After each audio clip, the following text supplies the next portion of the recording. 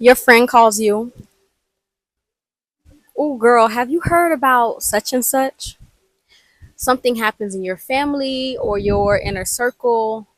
Somebody has an issue or a problem, and you thinking, like, is this person crazy? Like, why do they always do this? What's wrong with what's wrong with my brother? What's wrong with my sister? What's wrong with my friend? What's wrong with my mother? What's wrong with my father?" I can't remember exactly how long ago it was that I was actively using social media like Instagram and TikTok. And I deleted those social apps for a few years. And honestly, every time I try to go back and I'm like, okay, I'm going to do it this way, I'm going to do it different, it never works out. It just doesn't work out because I can just somehow the distance from it allows me to see how much it impacts my freedom, my creativity, my joy, my authenticity. When I was on Instagram during those times, I used to love the Shade Room. Let me tell you, that was my favorite social media page.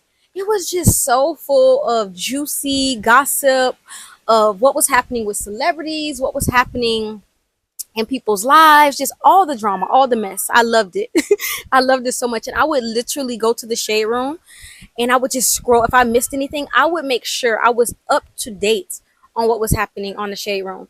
And for those of you who don't know what the Shade Room is, it is a gossip blog, or it's a blog that's just like with all the news and updates and situations, mostly with like celebrities. And I really used to love that page. And I would spend most of my time on social media on the Shade Room, which obviously would feed the algorithm this type of gossip or drama or negativity, all that kind of stuff. We often miss that these daily doses of drama, these daily doses of gossip, these daily doses of negativity essentially take us away from joy, peace, freedom, creativity, actually living our lives.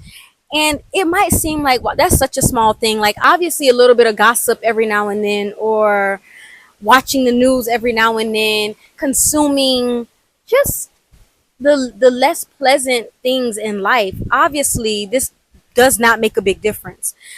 But the reality is, our brain, it's not even about you. It's not about what you want, what you like, how you think it impacts you. It's biological. We don't just get on and get off. We consume so much.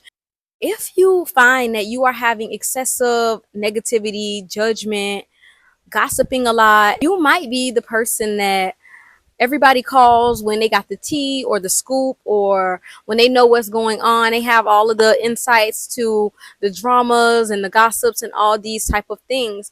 And there is something that can definitely feel like connecting about that. It can feel very good to be casually on the phone with your friends and just talking about all of the stuff that's happening in the world, things that are happening in our communities, things that are happening with people that we know.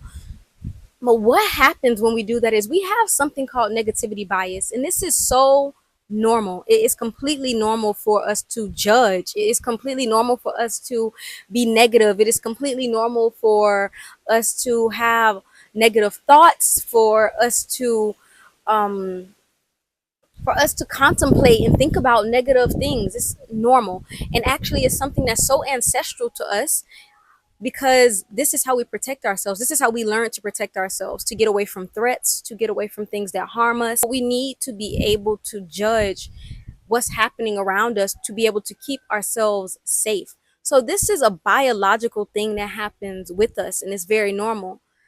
The issue is when we start using this or prioritizing negativity bias, which for most of us, it has now become a habit that is in every part of our lives, which is not what it is intended to do. Negativity bias is something that we should be using for our well being as a gauge for how safe we feel in the world, to protect ourselves if we need to.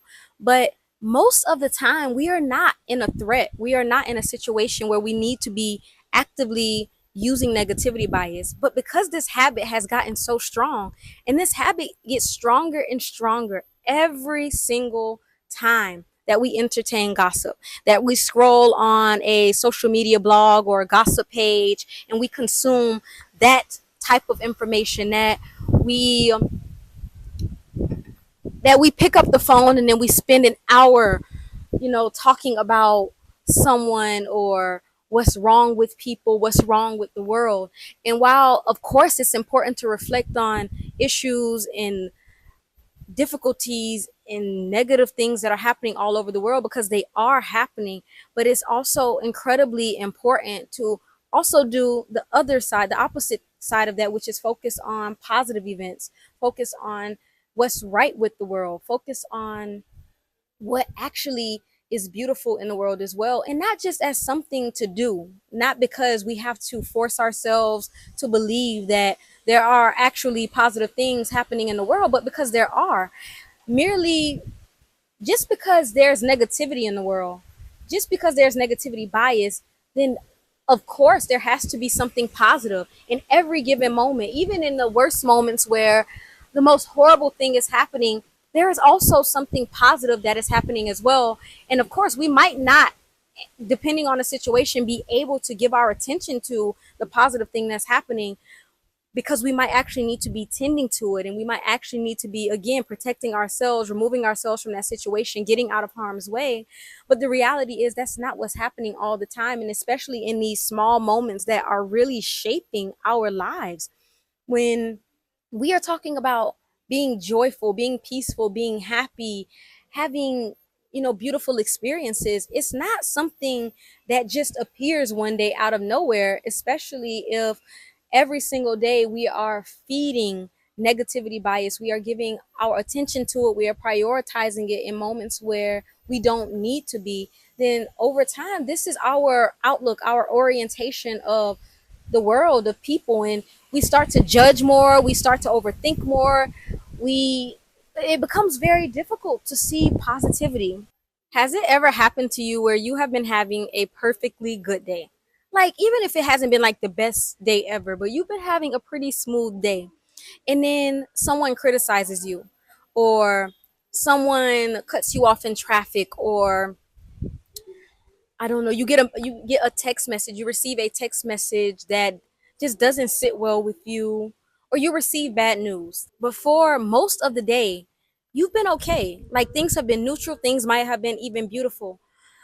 But do you notice, like, if you meet with a friend or when you're just giving a update like how your day was to someone, the tendency is that the first thing that we share is, we have the tendency to share the negative thing first, because this is how we are wired.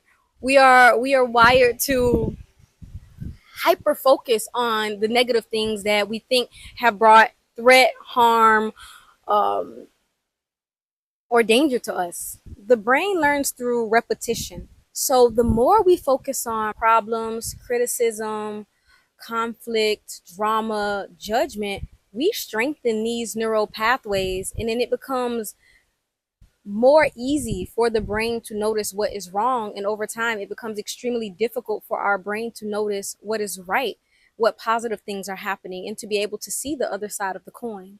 So negativity bias starts to become a habit of attention, and we start scanning for problems. Like, we're just literally scanning to find what is wrong all around us.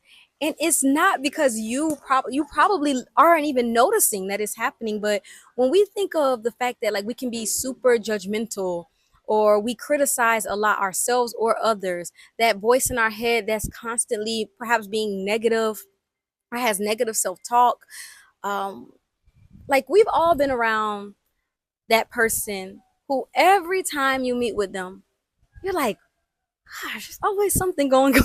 It's always something bad going on. And it's not because that person is a negative person, it's because they have done a good job of strengthening negativity bias. They have done a good job of strengthening those neural pathways that notice what is wrong. And it's not that that person is not experiencing or actually seeing problems in the world. The problems are there. We all know and are aware of so many problems and wars and so much suffering happening all over in our personal lives, difficulties and challenges that our friends and family members are going through, that our community is going through. So it doesn't mean that these things are not existing. What it does mean is that these things are not the only things that are existing. And again, if we need to focus on something negative that is going on because we have to protect ourselves, because we have to protect someone we love, if we really do have to give our attention to that, then this is what we are designed for. But for most of us, in a lot of situations, we don't need to actively be engaging in negativity bias. We don't actively need to be scanning for problems and issues and what's wrong with people in the world. Like, there's no reason to be at the grocery store and looking at the person next to you and going, why are they wearing that? Or why did they do that? Or why did they move like that?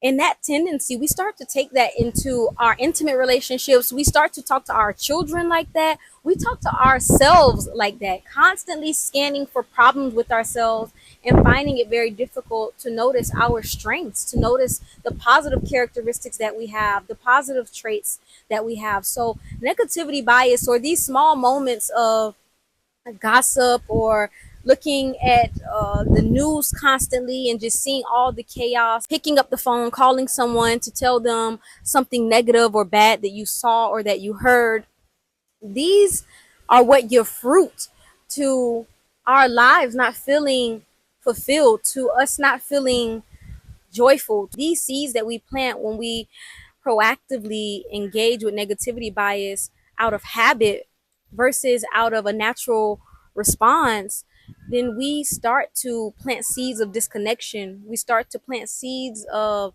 self hatred, of hatred towards others, of judgment, excessive judgment, um, criticizing others, not feeling okay about ourselves, not really being able to even see the beautiful things about ourselves and our positive qualities, let alone positive qualities of other people.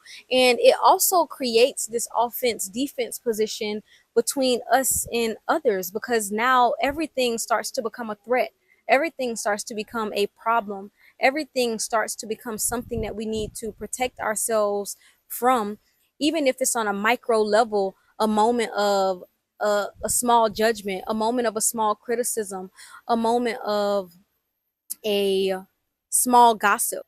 We can ask ourselves if our negativity bias is helping us or hurting us by noticing, simply noticing if there is a situation that you need to remove yourself from because there is danger or something that compromises your well-being, and you move away. Someone that, or something that is causing harm. For example, if a dog is chasing you and then you get away, this is for your well-being. This is where you should be using negativity bias. If you notice that you are constantly consuming gossip, criticizing people, replaying negative thoughts about yourself or about others constantly over and over in your head, this is probably a sign that negativity bias has grown stronger.